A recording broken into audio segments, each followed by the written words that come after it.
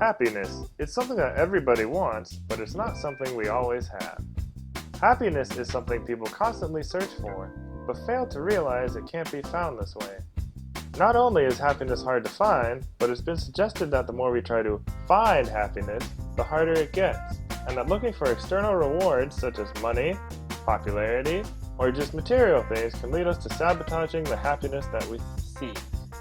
Happiness is something that we have to make for ourselves, by doing things which provide their own satisfying rewards.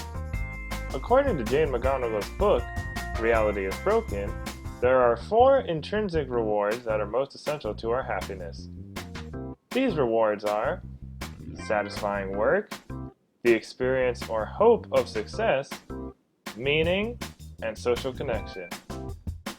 You know what makes me happy? Video games. And with E3 on the horizon, I thought that it would be a good time to talk about them. Now, I'm not saying they're the only thing that make me happy, but they occasionally come to mind when I think about happiness for a multitude of reasons. I've been playing video games ever since I was a small child, going to the local arcade with my dad and playing such classics as House of the Dead, Simpsons Arcade, and Hugh Jackman's Chili Cook-Off.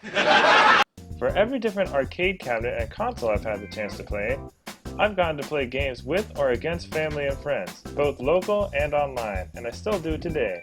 So video games have always provided plenty of positive memories for me personally, and have affected plenty of other people in positive ways as well. Well-designed video games can also meet each of the 4 previously mentioned intrinsic rewards in their own unique ways.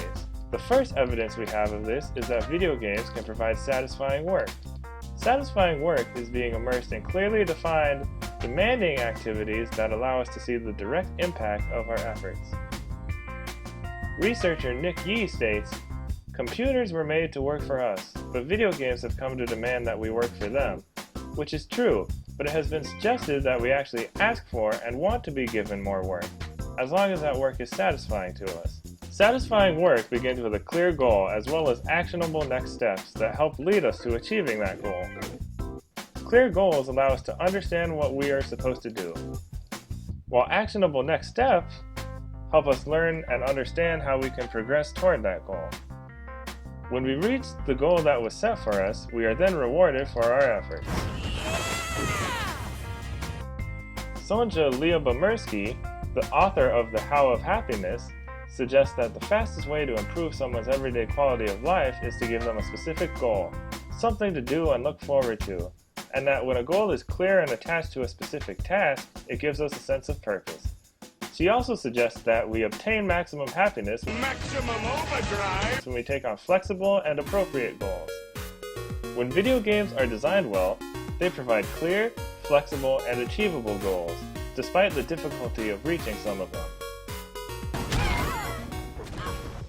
When we know what our goals are and how to reach them, it can bring us to the experience, or at least the hope, of being successful.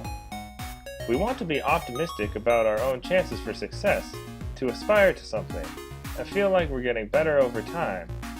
When we're about to defeat a difficult yet well-designed boss or level, it may take us a few tries, but we keep trying because when a game is well designed, we can easily see our mistakes and are able to keep telling ourselves that we'll get it on our next attempt.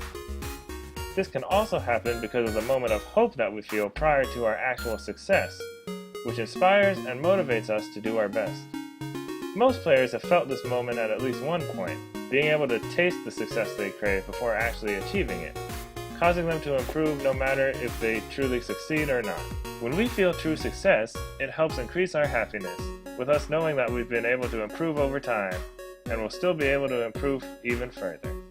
Another way to reach goals and find success over time is to give ourselves meaning. Meaning is the chance to be part of something larger than ourselves. We want to belong and contribute to something that has lasting significance beyond our own individual lives. When something is meaningful, it has significance and worth not just to ourselves, but also to those around us. To experience meaning in video games, we just have to be given the opportunity to contribute. It's a way in which we can connect with others who care about the same end goal, and allows us to reflect on the positive value of our group contribution. Whether it's reviewing and analyzing games, helping others reach a specific goal, or creating walkthroughs and piecing together video game lore, all players can contribute in some way, even indirectly, and players will benefit from the work done for each other. These large-scale goals cause us to feel awe, the most gratifying positive emotion, and in turn motivates us to continue helping each other take on new and larger, possibly more difficult goals. Continuing to do stuff like this can make us feel better as people, and as game journalist Margaret Robertson says, "What's the point of going to a better place if you aren't going to be a better person?" Becoming a better person is something that can usually cause us to be happier, as we will be happy and satisfied with ourselves. And it can cause others to be happy with us as well. Which brings us to the last but definitely not least of the 4 intrinsic rewards, social connection. We want to share experiences and build bonds, and we most often accomplish that by doing things that matter together. When we play multiplayer games, whether they are co-op or competitive, it creates a way for us to do exactly that.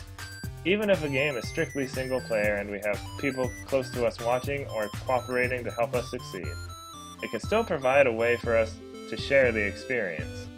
Even when playing games online, far away from each other, games can still provide a positive social experience. This method of sharing experiences works for online games as well due to something called social presence, which is a term for the sensation of sharing the same virtual space with other people. Even though players may not be directly cooperating with each other, they will still consider each other as virtual company. This creates ambient sociability, a form of social interactions which does not create bonds but still satisfies our need to feel like we are connected to others. This lets us know that our support can be useful to us when we need it, and can help us improve in games similar to how we can improve in life. Yet video games provide a much quicker and easier way of accepting the support and advice that we get from others. As for how social connection affects our happiness, I think the author of The Geography of Bliss, Eric Weiner, said it best. Our happiness is completely and utterly intertwined with other people, family and friends and neighbors. Happiness is not a noun or verb, it's a conjunction, connective tissue. Video games can help strengthen that connective tissue, which improves our bonds as well as our happiness.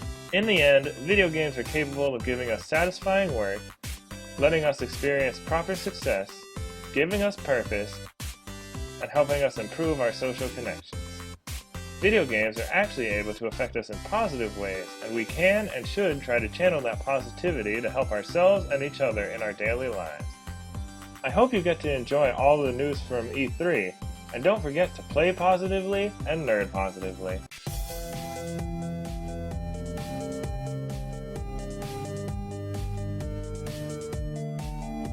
Hey guys, Errol here. The main source of information for this video was Jane McGonigal's book, Reality is Broken. I also recommend her newest book, Super Better. She has a couple TED Talks as well. And as always, don't forget to like, comment, and subscribe.